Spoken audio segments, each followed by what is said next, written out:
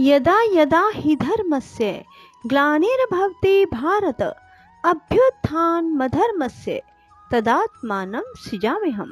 राधे राधे मेरे प्यारे भाइयों बहनों माताओं व बंधुओं, संस्कार की बातें चैनल में आपका स्वागत है। बंधुओं, आज मैं आपको श्रवण करवाने जा रही हूँ श्रीमद् भागवत गीता का 6वां अध्याय।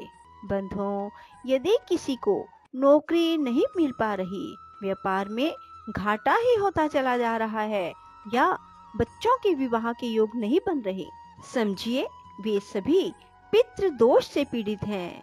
इसलिए यदि आप चाहते हैं कि आपको पितृ दोष से मुक्ति मिले तो आप श्रीमद् भागवत गीता को अवश्य सुने और पीपल के पेड़ में कच्ची लस्सी अवश्य चढ़ाएं।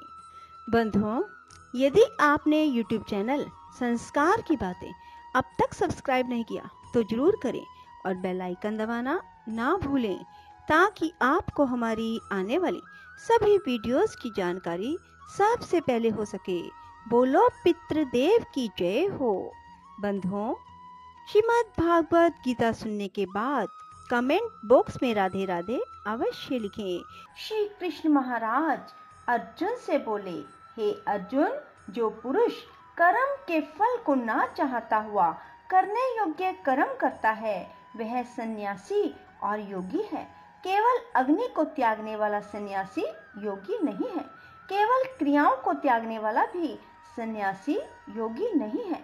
इसलिए हे अर्जुन, जिसको सन्यास ऐसा कहते हैं उसी को तू योग जान, क्योंकि संकल्पों को ना त्यागने वाला कोई भी पुरुष योगी नहीं होता।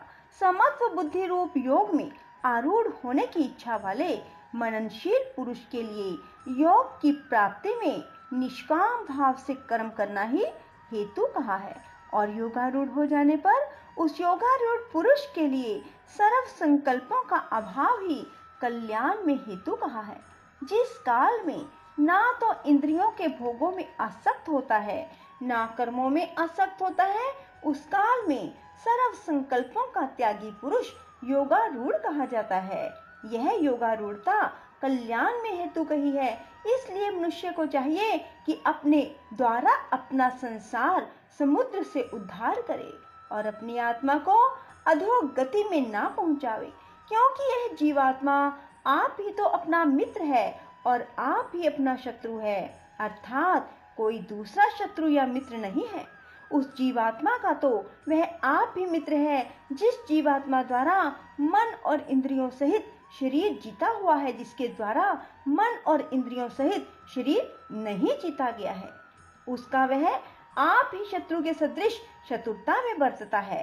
हे अर्जुन, सर्दी गर्मी सुख दुख आदि में मान अपमान में जिसके अंतःकरण की वृत्तियां अच्छी प्रकार शांत हैं अर्थात विकार रहित हैं, ऐसे स्वाधीन आत्मा वाले पुरुष के ज्ञान में सच्चिदानंद घन परमात्मा सम्यक प्रकार से स्थित है, अर्थात उसके ज्ञान में परमात्मा के सिवा अन्य कुछ है ही नहीं। ज्ञान विज्ञान से तृप्त है अंतःकरण जिसका, विकार रहित है स्थिति जिसकी, और अच्छी प्रकार जीती हुई है इंद्रियां जिसकी, समान है मिट्टी पत्थर और स्वर्ण जिसके, वह योगी युक्त अर्थात भगवत की प्राप्ति वाला है।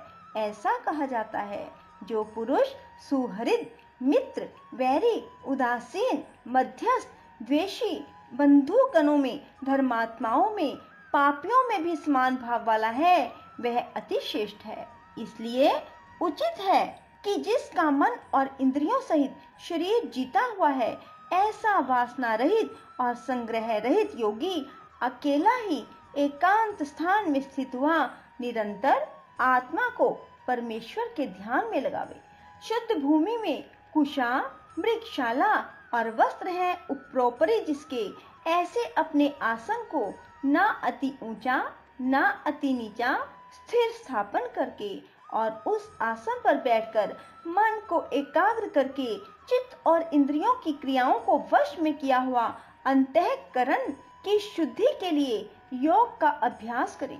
उसकी विधि इस प्रकार है, काया सिर और गिरवा को समान और अचल धारण किए हुए दृढ़ होकर अपनी नासिका के अग्रभाग को देखकर अन्य दिशाओं को ना देखता हुआ और ब्रह्मचर्य के व्रत में स्थित रहता हुआ, भय रहित, अच्छी प्रकार शांत अंतःकरण वाला, सावधान होकर मन को वश में करके मेरे में लगे हुए चित्त वाला और मेरे परायण हुआ स्थित होवे। इस प्रकार आत्मा को निरंतर परमेश्वर के स्वरूप में लगाता हुआ स्वाधीन मन वाला योगी मेरे में स्थिति रूप परमानंद पराकाष्ठा वाली शांति को प्राप्त होता है।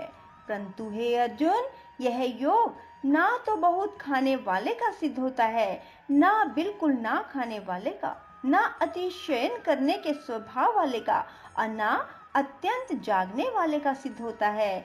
यह दुखों का नाश करने वाला योग तो यथा योग्य आहार और विहार करने वाले का, कर्मों में यथा योग्य चेष्टा करने वाले का और यथा योग्य शयन करने और जागने वाले का ही सिद्ध होता है।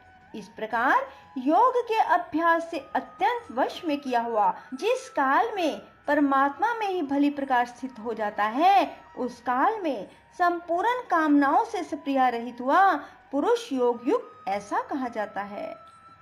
जिस प्रकार वायु रहित स्थान में दीपक चलाए मान नहीं होता, वैसी ही उपमा परमात्मा के ध्यान में लगे हुए योगी के जीते हुए चित्त की कही गई है। हे अर्जुन, जिस अवस्था में योग के अभ्यास से निरुद्ध हुआ चित्त उपराम हो जाता है, जिस अवस्था में परमेश्वर के ध्यान से शुद्ध हुई सूक्ष्म बुद्धि द्वारा परमात्मा को साक्षात करता हुआ सच्चिदानंद घन परमात्मा में संतुष्ट होता है, इंद्रियों से अतीत केवल शुद्ध हुई सूक्ष्म बुद्धि द्वारा ग्रहण करने योग्य जो आनंद आनंद है, उसको जिस अवस्था में अनुभव करता है, जिस अवस्था में स्थित हुआ यह योगी भगवत स्वरूप से नहीं चलायमान होता है और परमेश्वर की प्राप्ति रूप जिस लाभ को प्राप्त होकर उससे अधिक दूसरा कुछ भी नहीं मानता, भगवत प्राप्ति रूप जिस अवस्था में स्थित हुआ योगी बड़े भारी दुख से भी चलायमान नहीं होता है, जो दुख रूप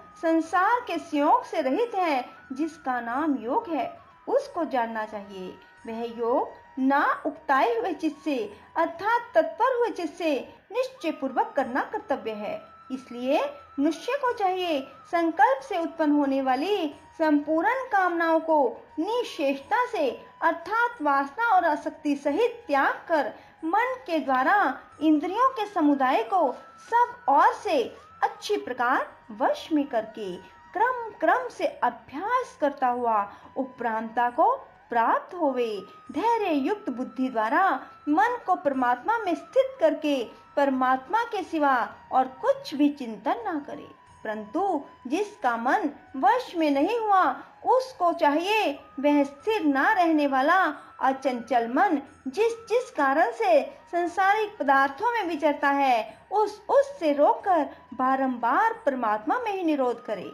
क्योंकि जिसका मन अच्छी प्रकार शांत है, जो पाप से रहित है, जिसका रजोगुण शांत हो गया है, ऐसे इस सच्चिदानंद घन ब्रह्मा के साथ एक ही भाव हुए योगी को अति उत्तम आनंद प्राप्त होता है।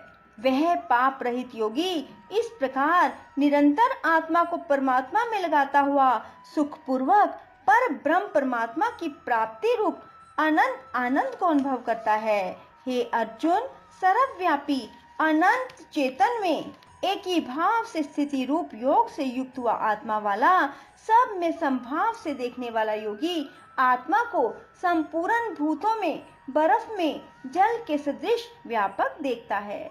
संपूर्ण भूतों को आत्मा में देखता है, अर्थात जैसे स्वप्न में जगा हुआ पुरुष स्वप्न के संसार को अपने अंतर्गत संकल्प के आधार देखता है, वैसे ही वह पुरुष संपूर्ण भूतों को अपने सर्वव्यापी अनंत चेतन आत्मा के अंतर्गत संकल्प के आधार देखता है। जो पुरुष संपूर्ण भूतों में सबके आत्म रूप मुझ वासुदेव को ही व्यापक देखता है, संपूर्ण भूतों को मुझ वासुदेव के अंतर्गत देखता है, उसके लिए मैं अदृश्य नहीं हूँ, वह मेरे लिए अदृश्य नहीं होता, क्योंकि वह मेरे में एक ही भाव से स्थित है। इस प्रकार जो पुरुष एक ही भाव में स्थित हुआ संपूर्ण भूतों में आत्म रूप से स्थित मुझ सच्चिदानंद घन वासुदेव को भजता है, वह योगी सब प्रकार से वर्तता हुआ भी मेरे में ही वर्तता है, क्योंकि उसके अनुभव से मेरे सिवा अन्य कुछ है ही नहीं। हे अर्जुन, जो योगी अपनी सादृश्यता से संपूर्ण भूतों में सम देखता है, सुख अथवा दुख को भी सम देखता है, वह योगी पुरुष परम श्रेष्ठ माना गया है। इस प्रकार भगवान के वाक्यों को सुनकर अर्जुन बोले, हे मधुसूदन, जो यह ध्यान योग आपने समर्थ भाव से कहा है, इसकी मैं मन के चंचल होने से बहुत काल तक ठहरने वाली स्थिति को नहीं देखता हूँ, क्योंकि हे कृष्ण, यह मन बड़ा चंचल और प्रमथन स्वभाव वाला है, बड़ा दृढ़ और बलवान है, इसलिए इसका वश में करना मैं वायु की भांति अति दुष्कर मानता हूँ। इस प्रकार अर्जुन के पूछने पर श्री कृष्ण भगवान बोले, हे महाबाहो, निसंदेह मन चंचल और कठिनता से वश में होने वाला है, परंतु हे कुंती पुत्र अर्जुन, अभ्यास अर्थात स्थिति के लिए बारंबार यत्न करने से वैराग्य से वश में होता है, इसलिए इसको अवश्य वश में करना चाहिए, क्योंकि मन को वश में ना करने वाला पुरुष द्वारा योग दुष्प्राप्य है, अर्थात प्राप्त होना कठिन है। स्वाधीन मन वाले प्रयत्नशील पुरुष द्वारा साधन करने से प्राप्त होना सहज है। यह मेरा मत है। बोलो श्री कृष्ण भगवान की जय, पितृदेव की जय। राधे राधे। जय श्री कृष्णा। बंधुओं, यदि आपको हमारा ये अध्याय अच्छा लगे तो इसे लाइक करें और शेयर भी जरूर करें। धन्यवाद।